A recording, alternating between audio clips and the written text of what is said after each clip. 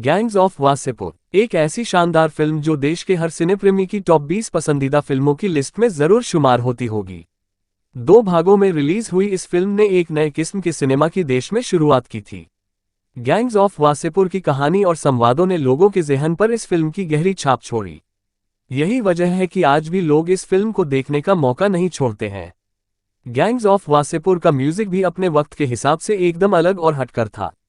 शायद इसलिए इस फिल्म के गाने इसकी रिलीज के वक्त लोगों की जुबान पर चढ़ गए थे।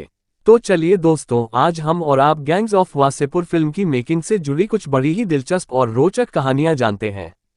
गैंग्स ऑफ वासेपुर की अनसुनी और रोचक कहानियों की शुरुआत एक इत्तेफाक से करते हैं।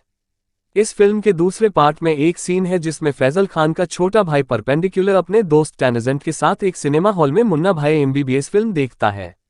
और इत्तेफाक ये है कि मुन्ना भाई एमबीबीएस में गैंग्स ऑफ वासेपुर के फैजल खान यानी नवाजुद्दीन सिद्दीकी ने भी एक बड़ा ही छोटा सा रोल निभाया था। हालांकि उस वक्त नवाजुद्दीन सिद्दीकी को कोई जानता पहचानता भी नहीं था। गैंग्स ऑफ वासेपुर में एक सीन है जिसमें सरदार खान का बाप शाहिद खान एक कोयला खदान में काम करता है। वहां कुछ मजदूर बाहर खड़े सुरक्षाकर्मी से कहते हैं कि खदान में पानी आ गया है और मौजूदरों की जान को खतरा है। इस सीन की असलियत यह है कि ये सीन वास्तव में झारखंड की एक कोयला खदान में ही शूट किया गया था। और जिस वक्त ये सीन शूट किया गया था उस वक्त पानी की एक बूंद भी खदान में नहीं थी। पानी का पूरा इफेक्ट कंप्यूटराइज्ड तरीके से इस सीन के साथ मिक्स किया गया था। और इस सीन को शूट करते वक्त लाइटिंग का इस्तेमाल नहीं किया गया था, यानी ये सीन खदान के अंधेरे में ही शूट किया गया था। गैंग्स ऑफ वासेपुर का म्यूजिक बहुत ज्यादा पॉपुलर हुआ था। इस फिल्म का म्यूजिक दिया था स्नेहा खानवलकर ने। और फिल्म की शूटिंग शुरू होने से लगभग 1 साल पहले स्नेहा खानवलकर ने गैंग्स ऑफ वासेपुर के म्यूजिक पर काम शुरू कर दिया था। उन्होंने कई कैरेबियन कंट्रीज और खासतौर पर त्रिनिदाद में अपना काफी वक्त गुजारा था। इस दौरान उन्होंने चटनी म्यूजिक को काफी करीब से समझा और जाना था। चटनी म्यूजिक त्रिनिदाद में काफी पॉपुलर है और ये म्यूजिक वहां उन बिहारी मजदूरों ने क्रिएट किया था जिन्हें सन 1830 में अंग्रेज अपने साथ वहां कैद करके ले गए थे।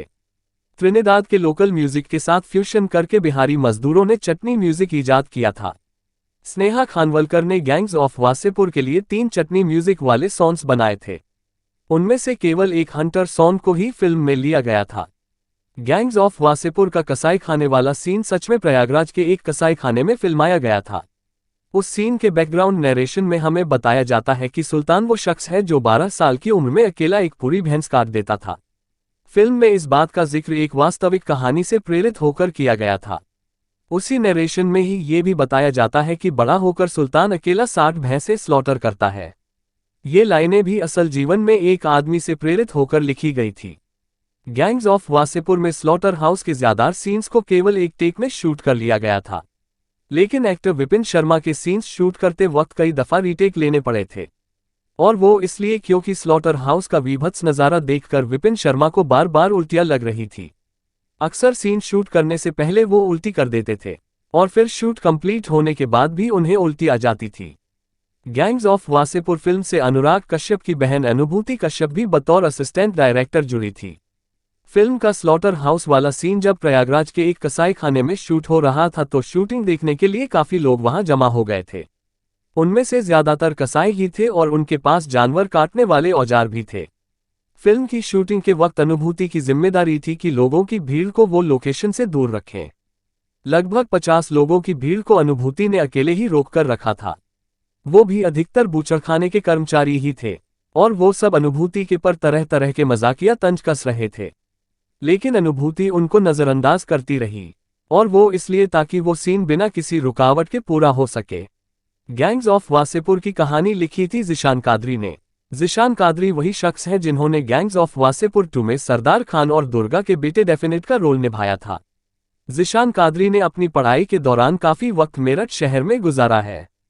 मेरठ में पढ़ाई के दौरान ही ज़ीशान कादरी ने एक्टर बनने का फैसला किया था और मेरठ में मिले अपने तजुर्बों के आधार पर ही ज़ीशान कादरी ने अपनी अगली फिल्म मेरठिया गैंगस्टर्स लिखी थी। हालांकि वो फिल्म एकदम फ्लॉप साबित हुई थी। ज़ीशान धनबाद के वासेपुर इलाके के ही रहने वाले हैं और वहीं पर सुनी कहानियों के आधार पर ही ज़ीशान कादरी ने गैंग्स ऑफ वासेपुर फिल्म की कहानी लिखी थी। गैंग्स ऑफ वासेपुर में नवाजुद्दीन सिद्दीक सरदार खान यानी मनोज बाजपेयी और नगमा खातून यानी रिचा चड्ढा के दूसरे बेटे फैजल खान बने हैं। फैजल खान के बड़े भाई यानी सरदार खान के बड़े बेटे दानिश खान के रोल को एक्टर विनीत कुमार ने निभाया है। यहाँ एक मजेदार पॉइंट जो नोट करने लायक है वो ये कि गैंग्स ऑफ वासेपुर के फैजल खान यानी नवाजुद्दीन सिद्दीकी उम्र में बड़े भाई बने विनीत कुमार से भी बड़े हैं। और ज्यादा अनोखी बात तो ये है कि इन दोनों की मां बनी ऋचा चड्ढा इन दोनों से उम्र में छोटी है। गैंग्स ऑफ वासेपुर की कहानी इतनी बड़ी थी कि इसे 2 भागों में रिलीज करना पड़ा था। कंप्लीट होने के बाद ये फिल्म 5 घंटे से भी ज्यादा ड्यूरेशन की हो रही थी। और इतनी बड़ी ड्यूरेशन वाली फिल्म रिलीज करने के लिए सिनेमाघर तैयार नहीं थे। इसलिए अनुराग कश्यप ने इस फिल्म को 2 भागों में रिलीज किया। गैंग्स ऑफ वासेपुर का दूसरा भाग पहले भाग के रिलीज होने के 1.5 महीने बाद रिलीज किया गया था। और अनुराग कश्यप को ये फिल्म इस तरह से रिलीज करने का आइडिया मीरीन नाम की एक फ्रेंच गैंगस्टर मूवी को देखकर आया था जिसे कुछ लोग मैसेरीन भी कहते हैं। साल 2008 में अनुराग कश्यप एक दिन शाम की फ्लाइट पकड़कर मीरीन नाम की ये फिल्म देखने लंदन पहुंच गए। वो फिल्म इसी तरह 2 भागों में रिलीज की गई थी। लंदन में वो फिल्म देखकर अनुराग कश्यप अगली शाम की फ्लाइट से वापस लौट आए। गैंग्स ऑफ वासेपुर 2 में फैजल खान यानी नवाजुद्दीन सिद्दीकी की वाइफ मोहसिना खान का किरदार एक्ट्रेस हुमा कुरैशी ने निभाया है। गैंग्स ऑफ वासेपुर 2 हुमा कुरैशी की डेब्यू फिल्म है। हालांकि ये बात भी जानने लायक है कि फिल्म की कहानी में पहले मोहसिना खान नाम का ये कैरेक्टर था ही नहीं। लेकिन जब अनुराग कश्यप को लगा कि फैजल खान का कोई रोमांटिक एंगल भी फिल्म में होना चाहिए तो उन्होंने स्क्रिप्ट को इम्प्रोवाइज किया और मोहसिना खान का कैरेक्टर इसमें ऐड किया। और फिर फाइनली हुमा कुरैशी को इस कैरेक्टर के लिए सिलेक्ट किया गया। अनुराग कश्यप हुमा के साथ सैमसंग का एक कमर्शियल शूट कर चुके थे और वो तभी से हुमा को जानते थे। गैंग्स ऑफ वासेपुर में अभिनेता पीयूष मिश्रा ने सरदार खान के मुंह बोले चाचा नसीर का रोल निभाया था। हालांकि पहले डायरेक्टर अनुराग कश्यप चाहते थे कि पीयूष मिश्रा रामाधीर सिंह का रोल निभाएं। नसीर के रोल के लिए उन्होंने तिग्मांशु धूलिया को अप्रोच किया था। लेकिन चूंकि पीयूष मिश्रा को नसीर का रोल ज्यादा पसंद आ रहा था तो उन्होंने वही रोल निभाने की बात अनुराग कश्यप से कही। और इस तरह रामाधीर सिंह के रोल के लिए तिग्मांशु धूलिया को साइन कर लिया गया। गैंग्स ऑफ वासेपुर फिल्म का काफी हिस्सा बनारस में शूट किया गया था।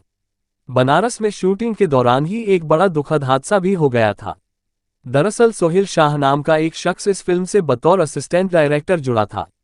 एक पतले से पुल पर जब फिल्म का एक सीन फिल्माया जा रहा था तभी अचानक हादसा हो गया और जीप पुल से नीचे गिर पड़ी। इस हादसे में सोहेल शाह के सिर में बेहद गंभीर चोट लग गई। सोहेल शाह की तत्काल मृत्यु हो गई। सोहेल शाह को फिल्म के ओपनिंग क्रेडिट्स में ट्रिब्यूट भी दी गई थी। गैंग्स ऑफ वासेपुर फिल्म की शूटिंग करने से पहले कई दिनों तक अनुराग कश्यप इस बात को लेकर माथापच्ची कर रहे थे कि सरदार खान के घर के सीन्स कहां शूट करें। उन्हें कोई परफेक्ट लोकेशन मिल ही नहीं रही थी।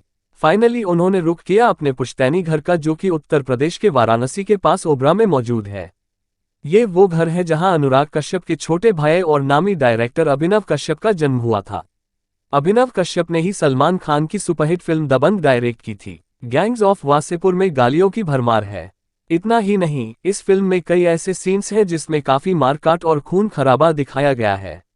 यही वजह है कि सेंसर बोर्ड ने इस फिल्म को ए सर्टिफिकेट यानी एडल्ट्स ओनली सर्टिफिकेट के साथ रिलीज होने की परमिशन दी थी। फिल्म में दिखाए गए इस जबरदस्त खून खराबे की वजह से कतर और कुवैत जैसे खाड़ी देशों ने तो इस फिल्म को अपने यहाँ रिलीज तक होने नहीं दिया था। गैंग्स ऑफ वासेपुर फिल्म की कहानी काल्पनिक नहीं है। एक वक्त पर धनबाद और वासेपुर में वाकई में इस तरह का माफिया राज चला करता था। रामाधीर सिंह का किरदार किसी वक्त में झारखंड के झरिया से विधायक रहे सूरजदेव से प्रेरित है। फिल्म में दिखाया गया है कि सरदार खान रामाधीर सिंह के लिए सिर का दर्द बन जाता है। तब मंदिर में एक आदमी रामाधीर सिंह को सलाह देता है कि अगर मुसलमानों से लड़ना है तो उन्हें अपने साथ जोड़ लो।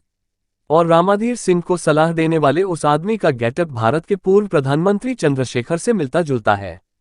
जबकि एक वक्त था जब सूरजदेव सिंह को वास्तव में पूर्व प्रधानमंत्री चंद्रशेखर राजनीति में गाइड किया करते थे।